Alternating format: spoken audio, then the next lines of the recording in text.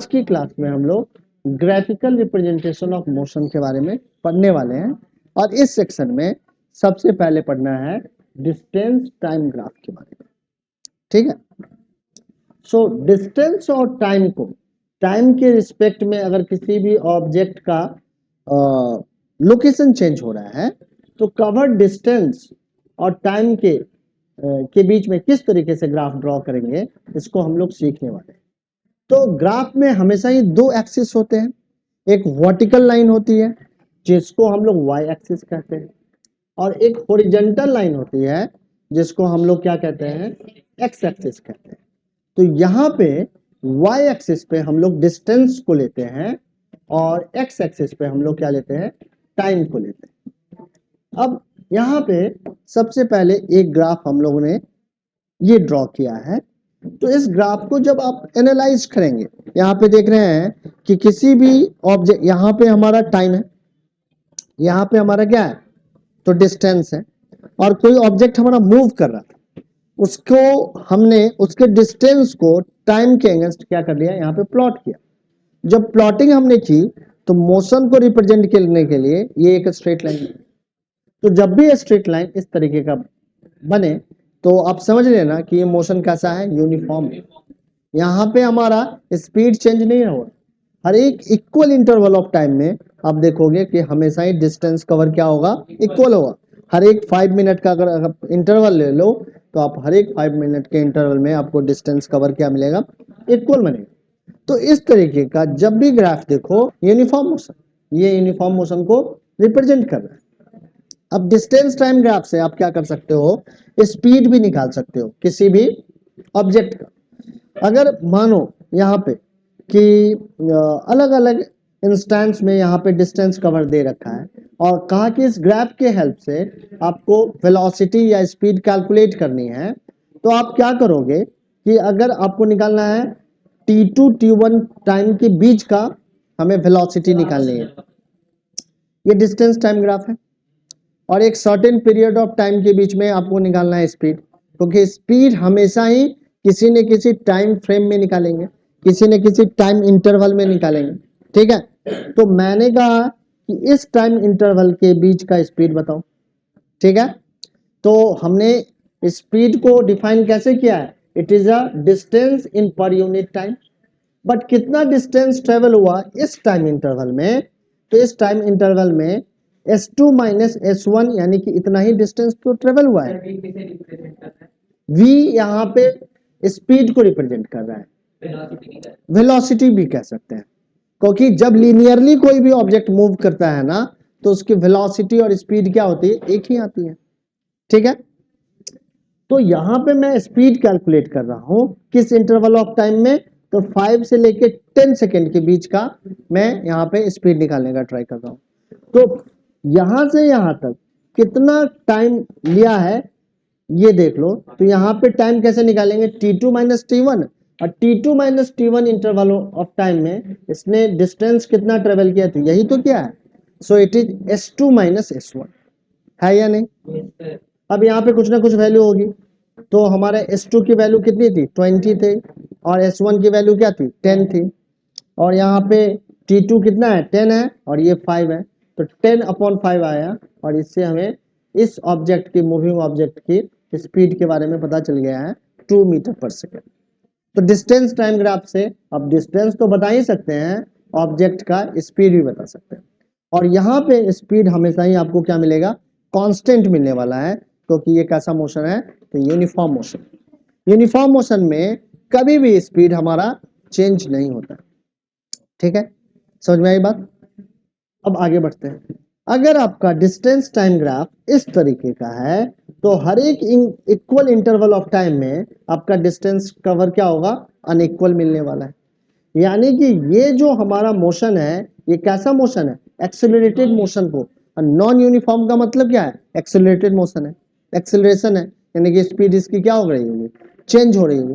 जब भी speed change होगी तो ग्राफ कभी भी स्ट्रेट लाइन नहीं होगा, ग्राफ हमेशा मिलेगा आपको कर्व।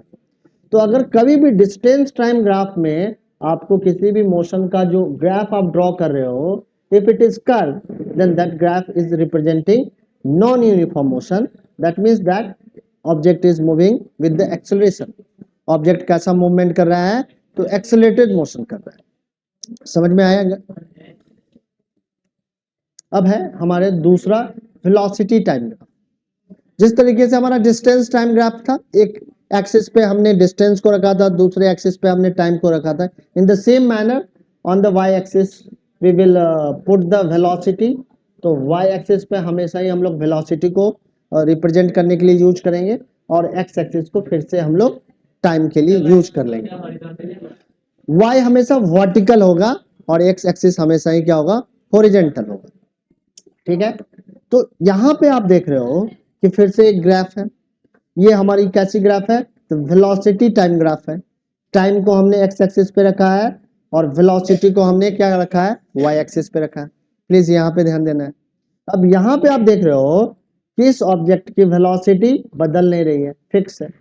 टाइम तो बढ़ता चला जा रहा है, बट वेलोसिटी इसकी एज इट इज है। समझ में आ रही है? तो ये जो ग्राफ है, ये यूनिफॉर्म मोशन को क्या कर रहा है? रिप्रेजेंट कर रहा है। अगर ऐसा ही ग्राफ आपका डिस्टेंस टाइम ग्राफ होता तो क्या होता? यहाँ पे हमारा टाइम है 1 2 3 4, और यहाँ पे हमारा क्या है? डिस्टेंस है 10 20 30। और मान लो कि इसी तरीके का ग्राफ आपका आ गया, डिस्टेंस, यहाँ पे डिस्टेंस है और यहाँ पे हमारा क्या है? टाइम है। ठीक है, तो आप देख रहे हो टाइम के साथ साथ डिस्टेंस तो बढ़ ही नहीं रहा है, डिस्टेंस एज इट इज है। टाइम तो बढ़ता जा रहा है। 1 सेकेंड पे डिस्टेंस कवर कितना था? 30 सेकेंड। ठीक है, 0 सेकेंड पे डिस्टेंस कवर कितना था? 30 मीटर। और 2 सेकेंड पे हमारा डिस्टेंस कवर कितना है? 30 मीटर। 3 सेकेंड पे हमारा डिस्टेंस कवर कितना है? 30 मीटर। तो हमारा ऑब्जेक्ट यहाँ पे रेस्ट में है। बट ऐसा ही ग्राफ अगर वेलोसिटी टाइम ग्राफ अगर को मिले तो ये रेस्ट को रिप्रेजेंट नहीं कर रहा है, ये मोशन को रिप्रेजेंट कर रहा है। बट कैसे मोशन को कर रहा है? तो यूनिफॉर्म मोशन को कर रहा है, यूनिफॉर्म मोशन को कर रहा है। हाँ बताओ क्या दिक्कत आ गई? वेलोसिटी बढ़ रही हो और डिस्टेंस कवर नहीं कर रहा हो। ठीक है, अगर अगर वेलोसिटी देखो क्या है कि वेलोसिटी अगर बढ़ रही है, ठीक है, तो या तो ये सर्कुलर पाथ पे चल रहा हो, ठीक है, चल के यहीं पहुंच जाए, ठीक है, तब तो हो सकता है कि आपका डिस्टेंस कवर तो फिर भी आएगा, मगर डिस्प्लेसमेंट आपका जीरो आ सकता है। बट जैसे ही डिस्प्लेसमेंट जीरो आएगा, वेलोसिटी भी आपकी क्या हो जाएगी? जीरो ही आ जाएगी। तो अगर आपका लीनियर मोशन के बारे में अभी हम लोग अगर सोचो, तो लीनियर मोशन में आपकी स्पीड बढ़ रही है तो आपका डिस्टेंस कवर भी क्या हो रहा है? बढ़ रहा है। और स्पीड के बढ़ने का मतलब क्या है? एक्सेलरेटेड मोशन है। यहाँ पे हमारा आप स्पीड क्या है या वेलोसिटी क्या है? यहाँ पे फिक्स है, कांस्टेंट है। तो आप देख रहे हो 5 सेकंड में जितनी वेलोसिटी थी, 15 सेकंड में भी उतनी ही वेलोसिटी है। तो ऐसा नहीं कि ये ऑब्जेक्ट रेस्ट में है, इसने कुछ ना कुछ डिस्टेंस कवर किया होगा। तो वेलोसिटी टाइम ग्राफ से वेलोसिटी कभी नहीं पूछेगा, डिस्टेंस पूछेगा। जिस तरीके से डिस्टेंस टाइम ग्राफ से आपको वेलोसिटी निकालने के लिए पूछता है, तो यहाँ पे क्या निकालने को बोलेगा? डिस्टेंस कवर निकालने को बोलेगा। तो डिस्टेंस कवर निकालने के लिए आपका अगर ऑब्जेक्ट यहाँ से यहाँ तक आप दिखा रहे हो कि ऑब्जेक्ट इस तरीके से ये कर रहा है, और इस टाइम इंटरवल के बीच में अगर आपको क्या निकालना है? डिस्टेंस कवर निकालना है, तो इस तरीके से आप क्या करोगे? ग्राफ को प्लॉट करोगे और इसके बीच का एरिया निकाल लोगे। ये जो एरिया होगा ये किसको बताएगा? डिस्टेंस को बताएगा। ठीक है, तो इस कारण से यहाँ पे लिखा है area of rectangle ABCD is equal to the distance. कैसे पता चला? तो V is equal to S upon T, so S is equal to V into T। S क्या होगा? V और T के इक्वल होगा। अब क्या है यहाँ पे? इस टाइम के बीच में हमारा, इस टाइम के बीच में हमारा देखो V इंटू T का मतलब V कितना है? 20 किलोमीटर पर आवर है। और ये किसके इक्वल है? तो ये हमारा AC के इक्वल है। यही तो V है या नहीं? यही V है। तो V हमारा AC हो गया, और हमारा जो T है वो इस टाइम में निकाला है, तो T2 माइनस T1 हो गया। तो AC into T2 minus T1, और AC into T2 minus T1 is the area of rectangle.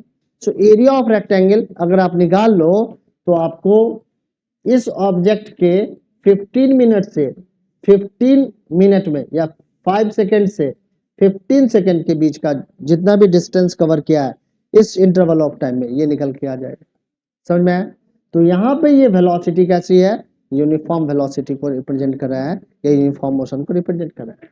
But अगर ग्राफ ऐसा आ जाए तो, ग्राफ ऐसा आ जाए तो, ठीक है, ऐसा ही हम लोगों का डिस्टेंस टाइम ग्राफ भी था, मगर डिस्टेंस टाइम ग्राफ की सिचुएशन में इस तरीके का ग्राफ क्या कर रहा था, यूनिफॉर्म मोशन को कर रहा था। बट यहाँ पे यूनिफॉर्म मोशन को नहीं कर रहा है, ये नॉन यूनिफॉर्म मोशन को कर रहा है, क्योंकि यहाँ पे वेलोसिटी धीरे धीरे क्या हो रही है, बढ़ रही है। यानी कि मोशन कैसा है, एक्सेलरेटेड मोशन है। यानी कि हर एक इक्वल इंटरवल ऑफ टाइम में, अब इक्वल डिस्टेंस नहीं होगा, अब हर एक इक्वल इंटरवल ऑफ टाइम में चूंकि वेलोसिटी बढ़ती चली जा रही है, तो आपका इक्वल इंटरवल ऑफ टाइम में डिस्टेंस कवर क्या होगा, ज्यादा आएगा। तो यहाँ पे जो आपका ग्राफ है ये यूनिफॉर्म मोशन नहीं, नॉन यूनिफॉर्म मोशन को रिप्रेजेंट कर रहा है। चीजें समझ में आ रही है या नहीं आ रही है? आ रही है ना? ठीक है। तो यहाँ पे मोशन कैसा है, एक्सेलरेटेड मोशन है, बट एक्सेलरेशन कैसा है, तो यूनिफॉर्म एक्सेलरेशन है। ठीक है। ये मोशन कैसा है, तो नॉन यूनिफॉर्म। ठीक है। तो ये वेलोसिटी अगर नॉन यूनिफॉर्म है तो मोशन एक्सेलरेटेड है, बट एक्सेलरेशन कैसा है इसका, तो यूनिफॉर्म है। हर एक इक्वल इंटरवल ऑफ टाइम में चेंज इन वेलोसिटी क्या होगा, सेम ही रहेगा। ठीक है। बट अगर ग्राफ ऐसे आए तो यहाँ पे रिटार्डेशन है।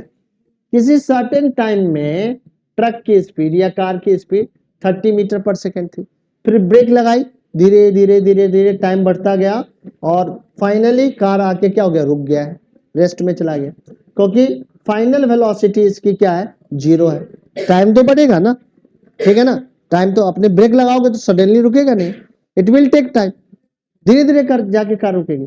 तो ये जो आपकी एक्सेलरेशन है ये it is in the opposite direction of motion. So इस एक्सेलरेशन को हम लोग नेगेटिव एक्सेलरेशन भी कह सकते हैं और रिटार्डेशन भी कह सकते हैं। फिर से ये जो मोशन है नॉन यूनिफॉर्म है, और एक्सेलरेशन कैसा है, तो नेगेटिव एक्सेलरेशन है, बट यूनिफॉर्मली कह सकते हैं रिटार्डेशन है यहाँ पे। ठीक है, या यूनिफॉर्म नेगेटिव एक्सेलरेशन है। समझ में आया या नहीं आ रहा है? चेंज इन वेलोसिटी क्या है, इक्वल इंटरवल ऑफ टाइम में सेम ही होगा। मोशन कैसा है, तो नॉन यूनिफॉर्म। फिर क्या हो गया, अगर नॉन यूनिफॉर्म मोशन है तो एक्सेलरेटेड मोशन है, बट एक्सेलरेटेड मोशन में ये कैसा है, तो यूनिफॉर्मली एक्सेलरेटेड मोशन है। ठीक है। तो इस तरीके का ग्राफ क्या है, रिटार्डेशन बता रहा है, यानी कि नेगेटिव एक्सेलरेशन को बता रहा है। अगर ग्राफ ऐसा आ जाए तो मोशन तो नॉन यूनिफॉर्म ही है, बट एक्सेलरेशन भी यहाँ पे नॉन यूनिफॉर्म है। ठीक है। नॉन यूनिफॉर्म मोशन का मतलब क्या है, एक्सेलरेटेड मोशन। अगर एक्सेलरेटेड मोशन है तो दो तरीके का हो सकता था, यूनिफॉर्मली एक्सेलरेटेड या non uniformly accelerated. So it is representing a non uniformly accelerated motion. समझ में आया? ग्राफ अगर ऐसा रहेगा तो ग्राफ को देख के समझ लेना है। अब यहाँ पे 3 मोशन इक्वेशंस है, जिसका डेरिवेशंस नए वाले बुक में है या नहीं है, नहीं है ना, तो सिर्फ और सिर्फ इस मोशन इक्वेशंस को हमें समझ लेना है। ठीक है, और याद रखना है। बट आपके यानी कि पीछे वाले बच्चों ने इसका डेरिवेशंस भी सीखा था, इसका प्रूफ भी पढ़ना था, बट यहाँ पे हम लोग प्रूफ नहीं पढ़ेंगे, सिर्फ और सिर्फ इस 3 मोशन इक्वेशंस के बारे में हम लोग डिस्कशंस करेंगे। So we have 3 motion equation. First one is v is equal to u plus at, where v is the final velocity, u is initial velocity, a is accelerations and t is time. S is equal to ut plus half at square. Here S is distance covered, u is initial velocity, once again t represents time and a is acceleration. 2as is equal to v square minus u square. तो numerical को solve करने के लिए ये जो 3 motion equations है आपको याद रखनी चाहिए। हाफ का मतलब आधा, 1/2। एक अंडा है 20 से काटा, हाफ हो गया। एक सेब है 20 से काटा, हाफ हो गया। अगर पूरा है तो 1, आधा है तो 1/2, इसको कहते हैं हाफ। एक रोटी है तो 1, ठीक है, उसका आधा कर लिया तो 1/2। हाँ तो भाई लगा हुआ है तो लगा हुआ है, फॉर्मूला में है। ये कैसे लगता है, तो जब फॉर्मूला का डेरिवेशंस बताते तो पता चल जाता। अभी तो याद रखना है, के S is equal to UT plus half A T square, या हाफ ए टी स्क्वायर नहीं बोलो तो 1/2 ए टी स्क्वायर, यही बोलोगे ना, और क्या बोलो? हाँ बोलो, डेरिवेशन एक दो बता देते, ठीक है, कोई इतना मुश्किल नहीं, ठीक है। अब क्या है कि ये वेलोसिटी टाइम ग्राफ आपको याद रखना है अगर किसी भी मोशन इक्वेशन को ड्राइव करना है। एक्सेलरेशन का डेफिनेशन क्या है? चेंज इन, हाँ, चेंज इन वेलोसिटी इन पर यूनिट टाइम। तो वेलोसिटी में कितना चेंज है? तो वेलोसिटी में यही तो चेंज है क्या? तो वेलोसिटी पहले थी हमारी ओ ए, फिर हो गई ओ ई, कितना टाइम लगा है? तो ओ सी टाइम लगा है।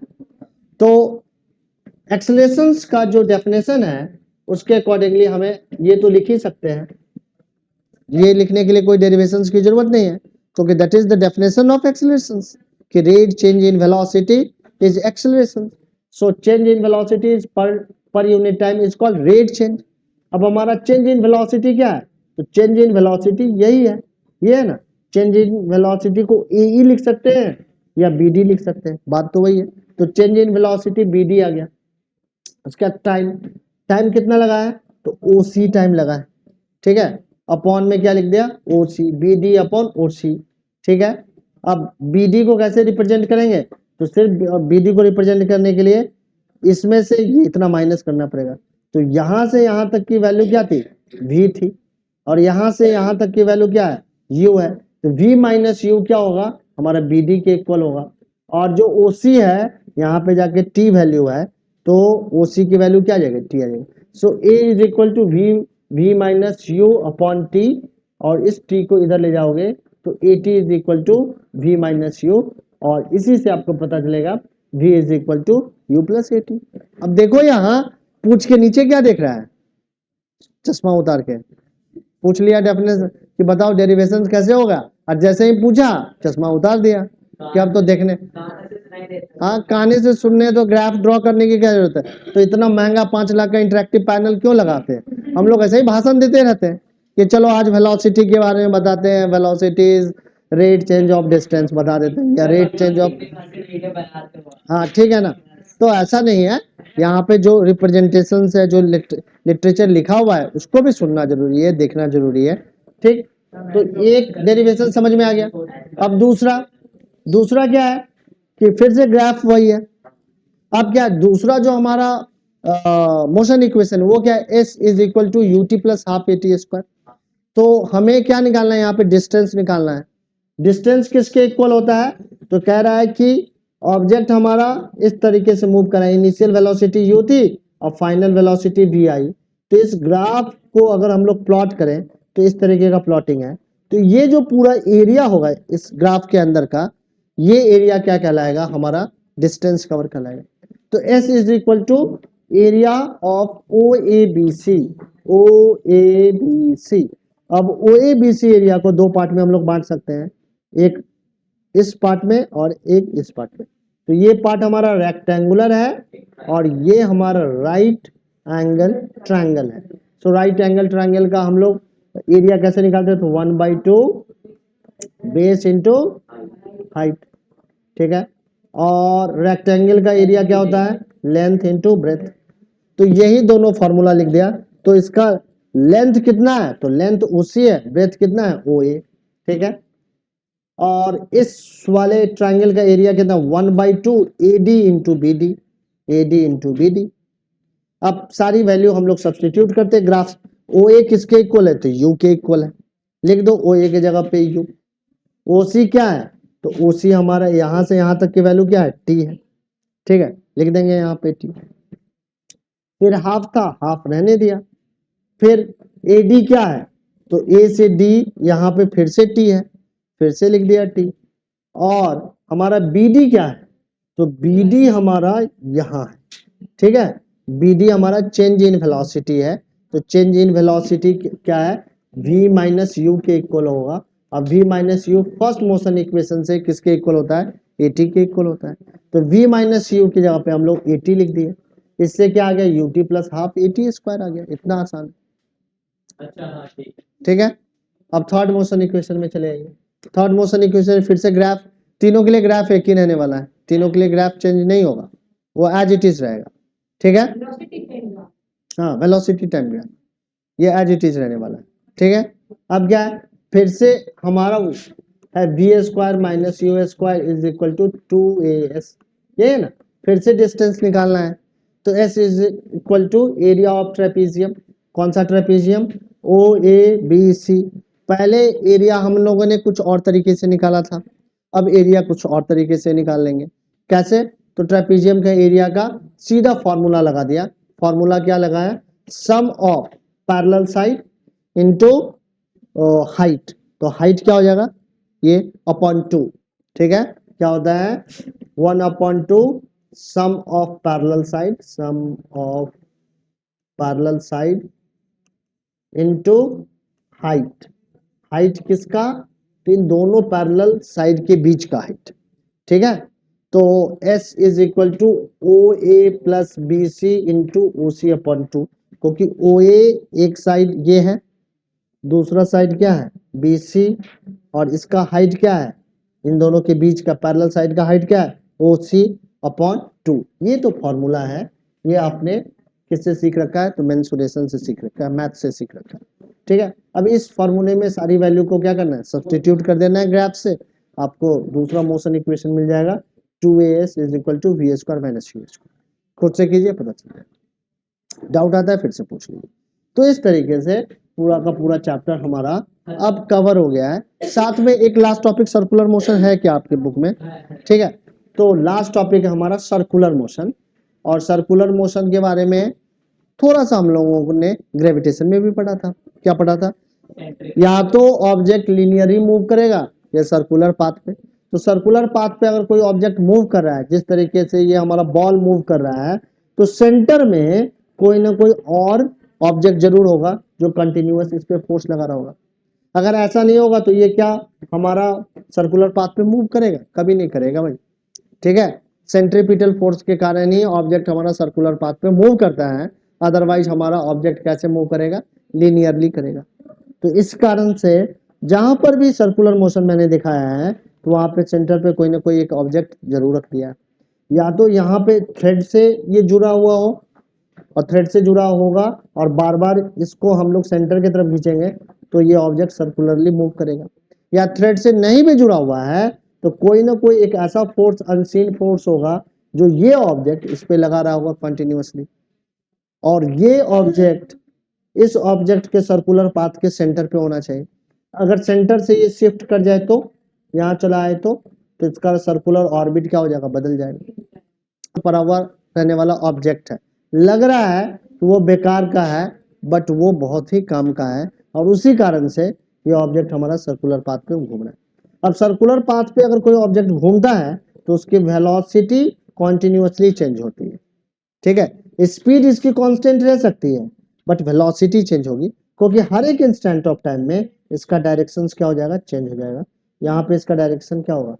टेंजेंशियल कहते हैं कि जहां पे जिस पोजीशन पे है ये सर्कुलर, वहां पे टेंजेंट ड्रॉ कर दो, वो उस वेलोसिटी का क्या है? डायरेक्शन है। तो डायरेक्शन इसका क्या है? कॉन्टिन्यूअसली चेंज हो रहा है। और एक्सेलरेशन का डायरेक्शन क्या है? हमेशा सेंटर की तरफ है। एक्सेलरेशन किस डायरेक्शन में? जिधर फोर्स लग रहा है, तो सेंटर, ठीक है। वेलोसिटी किधर है? तो टेंजेंशियल है, और इसी कारण से ऑब्जेक्ट क्या हो रहा है? सर्कुलर पाथ पे घूम रहा है। तो इस तरीके से कोई भी ऑब्जेक्ट अगर सर्कुलर पाथ पे घूम रहा है तो इस तरीके के मोशन को क्या कहेंगे? सर्कुलर मोशन कहेंगे, ठीक है। The motion of a body in a circular path is called circular motion.